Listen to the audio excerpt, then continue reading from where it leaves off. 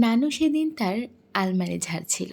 আলমারি ঘাঁটতে গিয়ে পুরনো অনেক কিছুই পাওয়া গেল। তার মধ্যে এই অ্যালবামটা আমার জাস্ট চোখ ছুঁয়ে গেল।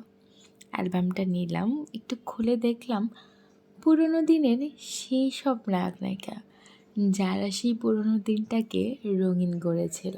আমার নানু খুব মুভি প্রিয় লোক ছিল, মানে মুভি দেখতে পছন্দ করতো। আর এই জন্যই মনে হয় এই অ্যালবামটা তারা করেছিল।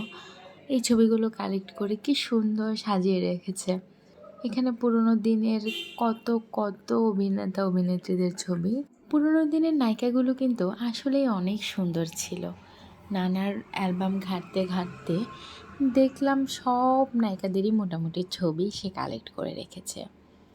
মানে ওই সময়কার হিট যে নায়কগুলো ছিল, তাদের ছবিগুলো এই অ্যালবামে কিন্তু কালেক্ট করে রাখা আছে। তো অ্যালবামটা দেখতে দেখতে ভাবলাম যে আপনাদের সাথেও শেয়ার করি, তাই এই ভিডিও ক্লিপটা নেওয়া আর আপনাদের সাথেও শেয়ার করা।